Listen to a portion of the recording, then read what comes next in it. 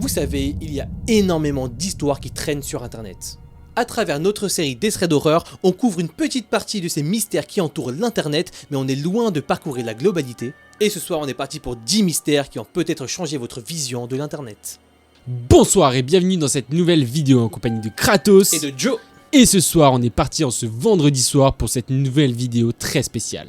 Ce soir, on change complètement de format par rapport à d'habitude, on va rendre le concept bien plus immersif, alors n'hésitez pas à vous préparer, n'hésitez pas à mettre un bon casque pour avoir le volume à fond et être le plus possible dans les histoires qu'on vous raconte. On sait également qu'il y en a pas mal d'entre vous qui aiment se concentrer sur la voix, donc on a décidé de réaliser cet épisode en full voix off pour pouvoir mieux vous immerger. Certaines histoires sont quand même assez connues, d'autres beaucoup moins, en tout cas n'hésitez pas à nous dire en commentaire si vous connaissez toutes. Mais on ne vous fait pas patienter plus que ça, n'hésitez pas à vous abonner à nos réseaux sociaux qui s'affichent juste là, n'hésitez pas à vous abonner à la chaîne en appuyant sur ce petit bouton rouge et en activant la cloche, et en attendant on est parti pour la première histoire. Cicada 3301, c'est une énigme complexe et énigmatique qui a commencé en janvier 2012 lorsque des messages cryptés ont commencé à apparaître sur différents forums en ligne et des sites web. Ces messages étaient signés 3301 et ont invité les internautes à résoudre des puzzles complexes pour trouver des individus apparemment intelligents et talentueux dans les domaines de la cryptographie, des mathématiques et de l'informatique. Les puzzles impliquaient des compétences telles que la résolution de problèmes de sténographie, la cryptographie, la connaissance de l'histoire et de la culture, ainsi que l'aptitude à reconnaître les schémas. La première étape consistait en une image d'un canard en plastique jaune avec un message caché. Le message indiquait une adresse URL qui menait à une autre énigme et ainsi de suite. Les puzzles ont conduit les participants à travers le monde dans des villes telles que Séoul, Moscou, Sydney, Miami et San Francisco. Le mystère de Cicada 3301 a également attiré l'attention des médias du monde entier et a suscité des spéculations sur qui se cachait derrière cette énigme et pourquoi ils cherchaient à trouver des personnes talentueuses. Et bien que personne n'ait jamais revendiqué la responsabilité de Cicada 3301, il est largement considéré comme un groupe de personnes extrêmement compétentes dans les domaines de la cryptographie et de la sécurité informatique.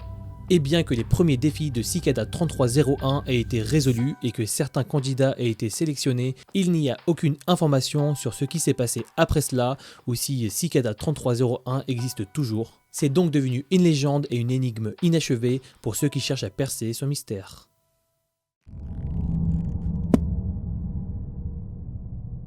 WebDriver Torso est une chaîne YouTube mystérieuse qui a été créée en mars 2013 et qui a attiré l'attention en raison de son contenu étrange et répétitif. La chaîne a publié plus de 77 vidéos courtes, toutes intitulées WebDriver Torso, qui présentent des images colorées et des sons de bip. À première vue, les vidéos semblent être des tests de qualité pour une application ou un programme informatique de test appelé WebDriver. Cependant, la répétition des vidéos et leur contenu dénué de sens ont suscité des spéculations sur le véritable but de la chaîne. Certains ont suggéré que la chaîne était utilisée pour transmettre des messages cryptés, tandis que d'autres ont spéculé qu'il s'agissait d'un outil de surveillance gouvernementale ou même d'un projet d'art numérique. Finalement, en juin 2014, Google a confirmé que la chaîne appartenait en fait à eux et qu'elle avait été utilisée pour tester et vérifier la qualité de leur programme WebDriver. Les vidéos n'étaient pas destinées à être publiques, mais avait été accidentellement mise en ligne en raison d'une erreur de configuration. Bien que la chaîne ait perdu une grande partie de sa mystique une fois que sa véritable identité a été révélée, elle est toujours considérée comme une curiosité en ligne pour les amateurs du mystère d'Internet.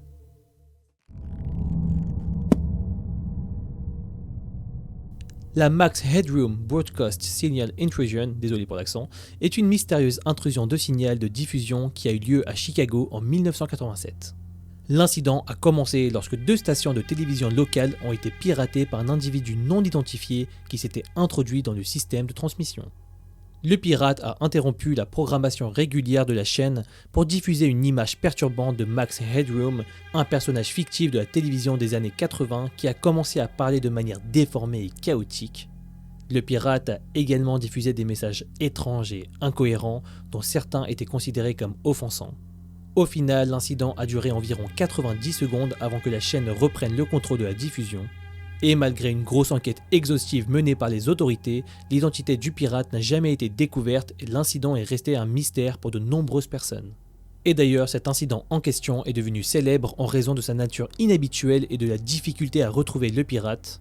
Bien que certaines théories aient été avancées pour expliquer l'incident, personne n'a jamais vraiment été arrêté ni identifié en tant que responsable. Cet incident a également inspiré des imitations et des références de la culture populaire, notamment dans les films, des émissions de télévision et des chansons.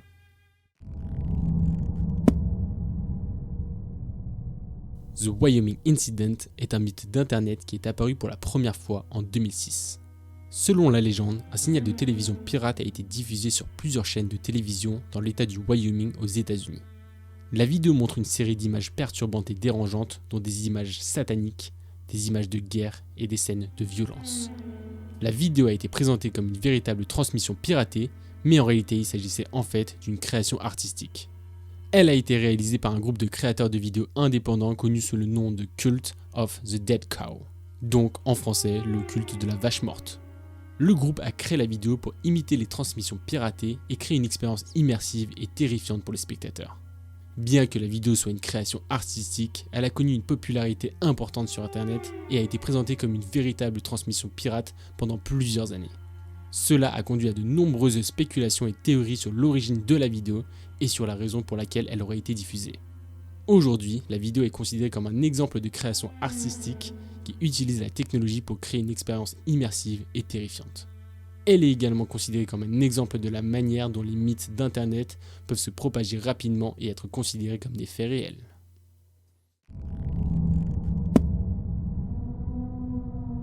The Blob est un mystère océanique qui a été enregistré pour la première fois en 1997 par la NOAA, l'Administration nationale océanique et atmosphérique des États-Unis, et il s'agit d'un son très fort et inexpliqué enregistré par des hydrophones, donc des microphones qui sont spéciaux et conçus pour écouter les sons dans l'océan profond. Et le son en question a été enregistré dans l'océan austral près de l'Antarctique et a été décrit comme étant similaire au son émis par un animal vivant dans l'océan. Cependant, les scientifiques n'ont pas été en mesure d'identifier l'origine exacte du son, même après avoir effectué des analyses approfondies. Plusieurs théories ont été avancées pour expliquer l'origine du son, notamment la possibilité qu'il soit émis par une créature marine inconnue ou une activité géologique dans l'océan. D'autres ont suggéré que le son était simplement le résultat de l'interférence de signaux de différentes sources ou même une plaisanterie ou une fraude. Mais à ce jour, l'origine exacte du son reste un mystère, bien que de nombreux scientifiques continuent de chercher des explications. Et finalement, le son est devenu célèbre sur Internet et dans la culture populaire en tant que l'un des mystères les plus fascinants de l'océan profond.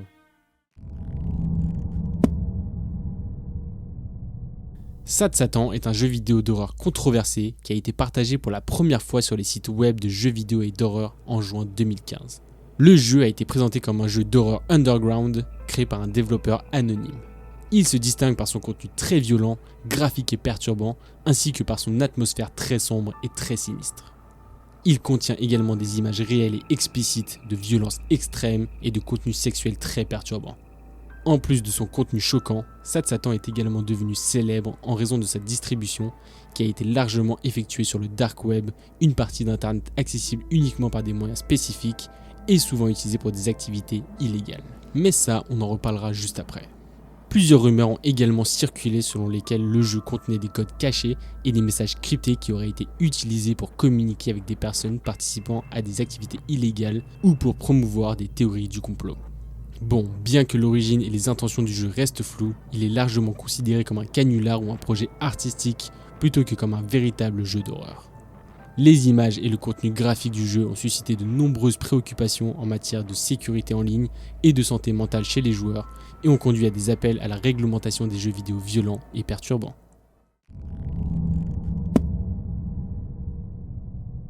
Lake City Quiet Pills, ou LCQP, est le nom d'un site web apparu en 2009 qui aurait été utilisé par une organisation secrète appelée Lake City Quiet Pills et qui a été fermé peu de temps après sa découverte en 2011.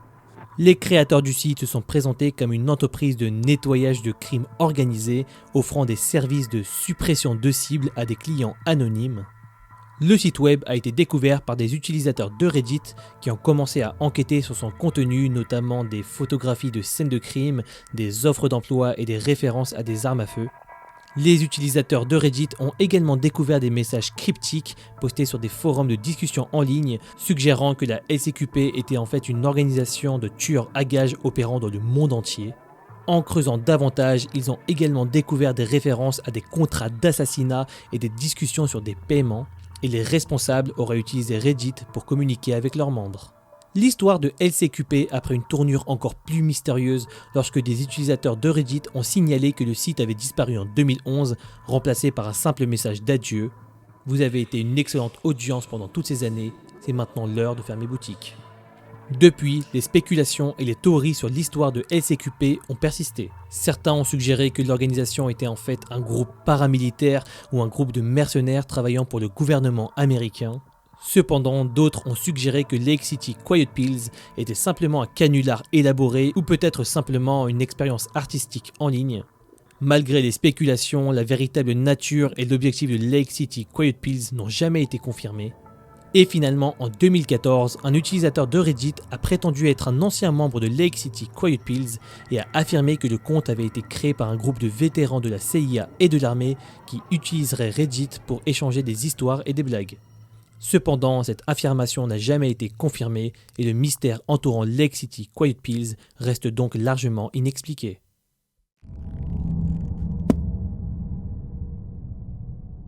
Marble Hornet est une série de vidéos d'horreur en ligne créée par Troy Wagner, Joseph Delage et Tim Sutton en 2009. La série est l'une des premières du genre found footage sur YouTube, et elle est considérée comme ayant popularisé le sous-genre du Slenderman. En fait, elle est présentée sous forme de vidéos YouTube prétendument créées par un personnage fictif nommé Jay qui enquête sur une mystérieuse série de films tournés par son ami Alex. Au fil de la série, Jay découvre que les films contiennent des images perturbantes d'un personnage appelé The Operator, qui semble avoir un pouvoir surnaturel et qui poursuit Alex et Jay. Alors que celui-ci creuse plus profondément dans l'histoire des films, il découvre des liens avec une mystérieuse organisation appelée The Order, qui semble avoir un lien avec The Operator ou Slenderman. Au fur et à mesure que Jay continue d'enquêter sur les vidéos, il découvre que le fameux Slenderman le poursuit. Les vidéos de Marble Hornet sont tournées dans un style de documentaire, utilisant des effets spéciaux minimaux pour créer une atmosphère d'angoisse et de tension. La série est rapidement devenue populaire pour son utilisation innovante du format de found footage et pour sa capacité à créer une atmosphère inquiétante et terrifiante. Les créateurs ont également lancé une campagne de marketing virale pour la série qui comprenait des comptes de réseaux sociaux pour les personnages fictifs, des sites web fictifs et des indices cachés dans les vidéos. Marble Hornets a eu un impact significatif sur la communauté de l'horreur en ligne et a inspiré de nombreux autres créateurs à explorer le genre du found footage. La série a duré 3 saisons et a été suivie d'un long métrage intitulé Always Watching, A Marble Hornet Story en 2015. En fin de compte, Marble Hornets reste une série emblématique qui a captivé l'imagination des fans d'horreur en ligne. La série a réussi à créer une atmosphère unique et terrifiante en utilisant un format de found footage et en explorant des thèmes de peur et de folie.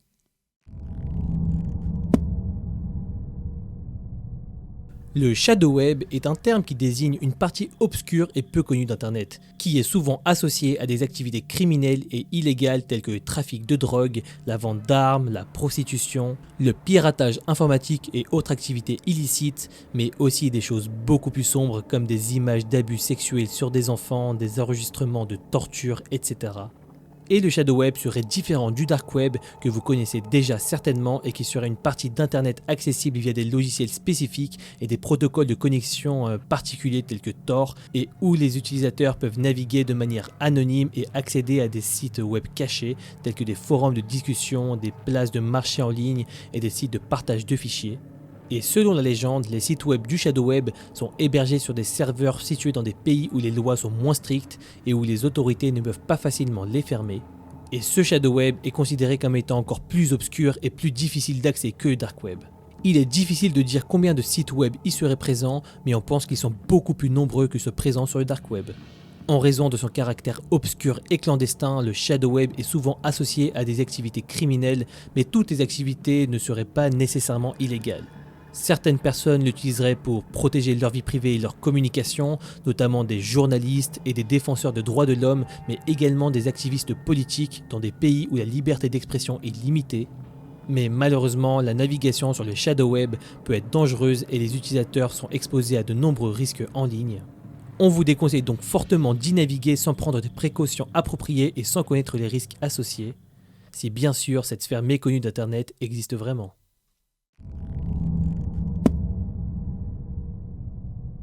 La légende de Polybus a commencé à circuler dans les années 1980, lorsque des rumeurs ont commencé à se répandre selon lesquelles un jeu d'arcade étrange appelé Polybus était apparu dans certaines salles d'arcade de Portland dans l'Oregon. Selon les rumeurs, ce jeu était très addictif et les joueurs y passaient des heures à y jouer. Cependant, des effets secondaires étranges ont commencé à apparaître chez les joueurs, tels que des maux de tête, des nausées et des vertiges. Certains joueurs ont même été hospitalisés. De plus, il y aurait eu des hommes en noir qui auraient régulièrement visité les salles d'arcade où Polybus était installé pour collecter des données et interroger les joueurs. Certains joueurs auraient également signalé des hallucinations et des cauchemars après avoir joué à Polybus. Il y en a même qui ont affirmé que le jeu avait des messages subliminaux cachés qui pouvaient affecter le comportement des joueurs. Bien que la plupart des histoires sur Polybus soient basées sur des rumeurs et des témoignages anecdotiques, certains ont affirmé que le jeu était en fait un projet secret du gouvernement américain. Selon ces théories, Polybus aurait été utilisé pour mener des expériences psychologiques sur les joueurs, afin d'étudier l'impact des jeux vidéo sur la santé mentale et le comportement. Cependant, il n'y a aucune preuve concrète de l'existence de Polybus et les rumeurs sont généralement considérées comme une légende urbaine. Certains ont suggéré que la légende a peut-être été inspirée par des jeux d'arcade existants à l'époque, tels que Tempest, qui présentent des effets visuels similaires. Malgré l'absence de preuves concrètes de l'existence de Polybus, la légende est devenue très populaire et a inspiré de nombreuses théories du complot et des discussions en ligne sur les expériences psychologiques menées par le gouvernement américain. Polybus est également devenu un sujet de fascination pour les amateurs de jeux vidéo et les passionnés de légendes urbaines qui ont créé des jeux vidéo et des documentaires inspirés de la légende. Ah, ça fait du bien de retrouver ce setup de conclusion. En tout cas, nous, on espère que vous avez apprécié ces 10 histoires. N'hésitez pas à nous dire ce que vous en avez pensé en commentaire. Clairement, il y a un changement d'ambiance. On espère que vous avez apprécié l'aura qu'on a essayé de donner à cette vidéo. N'hésitez pas à nous dire en commentaire quelles histoires vous connaissiez ou alors quelles histoires vous avez le plus appréciées parmi les 10 qu'on vous a racontées ce soir. Et pour ceux qui ont apprécié la vidéo, n'hésitez pas à nous le dire en commentaire, c'est hyper important pour que nous on le sache et pour qu'on réitère l'expérience parce que des mystères d'internet, il y en a une quantité innombrable. Bref, ce soir, on voulait encore une fois vous remercier pour tous vos retours, vous qui êtes là depuis si longtemps et même ceux qui viennent de nous rejoindre, ça fait vraiment super plaisir de toujours vous voir actifs, de voir vos commentaires parce qu'on les lit tous, on répond également à tout le monde, c'est vraiment une communauté de ouf qu'on a. Vous l'avez vu, on se remet aux vidéos du vendredi, du coup on espère que vous appréciez vraiment ça. Il y a également plein de projets en préparation, des feats avec des youtubeurs, mais bref, vous verrez ça sur la chaîne lorsque ça arrivera. En attendant, si vous voulez suivre nos aventures, n'hésitez pas à vous abonner à tous les réseaux sociaux qui s'affichent juste là. N'hésitez pas à vous abonner à la chaîne en appuyant sur ce petit bouton, c'est en un clic et c'est complètement gratuit. N'hésitez pas aussi à activer la cloche pour être prévenu de toutes les prochaines vidéos qui vont sortir sur la chaîne. Merci beaucoup d'avoir regardé, vous pouvez rallumer la lumière, tirer le rideau pour voir la lumière du jour. C'était Joe et Kratos, on se dit à la prochaine pour une nouvelle vidéo. Ciao. Fin de tournage.